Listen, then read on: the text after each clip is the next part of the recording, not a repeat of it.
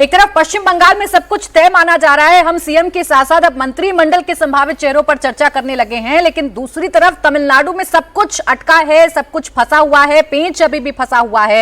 Actor विजय CM बन पाएंगे, नहीं बन पाएंगे, किसके समर्थन से बनेंगे, इसको लेकर अभी भी तमिलनाडु में बहुत सारी चर्चाएं चल रही हैं। टी राघवन मेरे सहयोगी इस वक्त हमारे साथ जुड़ गए हैं, सीधा उन्हीं के पास चलते हैं। राघवन बताइए, इस वक्त क्या चल रहा है तमिलनाडु में, क्या होने जा रहा है? टीवीके का, वीसीके का समर्थन उनको लिखित में मिल रहा है, नहीं मिल रहा है? कितनी सीटें दूर हैं वो मुख्यमंत्री के पद से?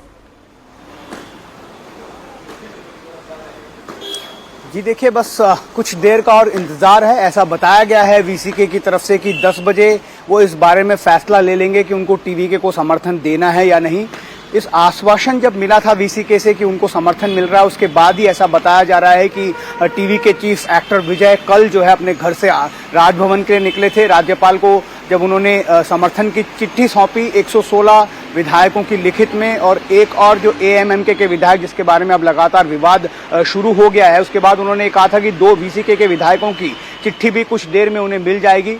राज्यपाल ने कहा कि उस चिट्ठी का इंतजार करेंगे। पूरी रात बीत गई, वो चिट्ठी अभी तक नहीं मिली। उस बीच हमने ये भी देखा कि वीसीके के जो चीफ हैं तोल तिरुमावलवन, उन्होंने एमके स्टालिन से मुलाकात की। अब प्रॉब्लम वीसीके के साथ ये बताई जा रही है कि उन्होंने ये कहा था कि वो लेफ्ट पार्टीज ने जो स्टैंड लिया उसको टो करेंगे। लेफ्ट पार्टीज ने साफ साफ कह दिया है कि सिद्धांतों के आधार पर उनका जो डीएमके के साथ राज्य में गठबंधन है वो जारी रहेगा, लेकिन वो राष्ट्रपति शासन नहीं होने देना चाहते, तमिलनाडु में एक और चुनाव नहीं होने देना चाहते। इस लिहाज से उन्होंने आउटसाइड सपोर्ट किया। लेकिन वीसीके के पार्टी के अंदर ये बहुत बड़ा दबाव तिरुमावलवन पर है कि वो पार्टी के सरकार में शामिल हों, और स्टालिन ऐसा नहीं चाहते हैं। इस वजह से ये पेच फंसा हुआ है। कुछ देर में अगर वीसीके टीवीके को सपोर्ट देती है, उसी हालत में यहाँ पर विजय की सरकार बनती हुई दिख रही है। अदरवाइज ये मामला और लंबा चल सकता है, जैसा टीवीके ने ऑलरेडी सुप्रीम कोर्ट में अप्रोच कर लिया है, ये कहते हुए कि राज्यपाल जो है अपने संवैधानिक दायित्व का निर्वहन नहीं कर रहे हैं। और दूसरी तरफ कांग्रेस ने भी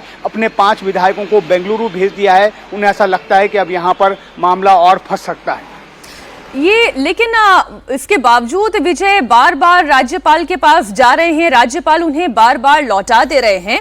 उनकी पार्टी में ऐसे बड़े नेता भी हैं जिनसे वो ये सलाह मशवरा कर सकते हैं कि भाई ठीक है, उनके अंदर प्रशासनिक अनुभवहीनता हो सकती है, लेकिन उनकी पार्टी में ऐसे विधायक भी हैं जो 5 बार के सिटिंग विधायक रह चुके हैं। तो जरा ये बताएं कि ये आईयूएमएल या अगर हम बाकी और दलों की बात करें, इनके साथ बातचीत बन क्यों नहीं पा रही है? और ये जो हॉर्स ट्रेडिंग के आरोप लग रहे हैं, उसमें कितना दम है?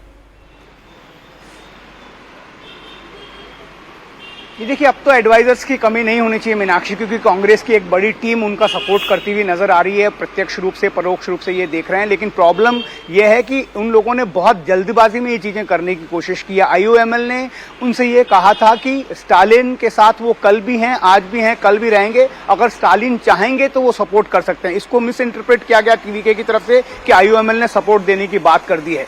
वीसीके की तरफ से ये जरूर है कि कल वीसीके की तरफ से आश्वासन मिलने के बाद ही विजय अपने घर से निकले थे, और वो जब उनको ऐसा लगा कि वो राजभवन पहुंचेंगे तब तक वीसीके के 2 समर्थन विधायकों की चिट्ठी जो है वो भी राजभवन पहुंच जाएगी। लेकिन ऐसा नहीं हुआ, जिसकी वजह से एक बहुत बड़ा ट्विस्ट हमें देखने को मिला। 11 बजे आज शपथ लेने की बात टीवीके ने कर दी थी, लेकिन उसके बाद शाम तक जब चिट्ठी नहीं मिली तो राज्यपाल ने उन्हें न्योता नहीं दिया। जहां तक हॉर्स ट्रेडिंग की बात है, एएमएमके के एक विधायक के बारे में टीटीवी दिनकरन ने खुद गवर्नर से जाकर कहा कि मेरे विधायक के साथ इन्होंने खरीद फरोख्त करने की कोशिश की है, मेरे विधायक लापता हो गए हैं, उनका फोन स्विच ऑफ आ रहा है। लेकिन कुछ देर बाद हमने देखा कि विधायक भी आ गए। उन्होंने कहा था कि मैं पुदुचेरी रिसोर्ट में ही था, मैं कहीं नहीं गया। उसके कुछ देर बाद टीवीके से एक वीडियो रिलीज किया गया जिसमें वो विधायक जो है वो टीवीके के समर्थन के लिए चिट्ठी जो है वो साइन करते हुए नजर आ रहे हैं। अब दिनकरन ये कह रहे हैं कि वो फेक है, एआई जनरेटेड है, और इस बारे में पुलिस में एक शिकायत भी दर्ज करा दी गई है। तो ये लगातार ट्विस्ट एंड टर्न्स यहाँ पर देखने को मिल रहे हैं। लेकिन ये जितना भी होगा, क्योंकि इसके बाद क्या होगा,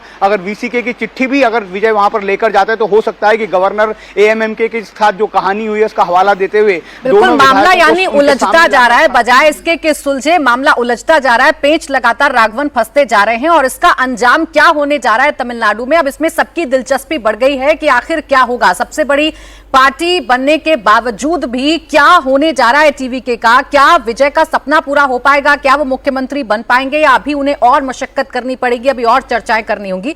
राघवन, लौटेंगे आपके पास।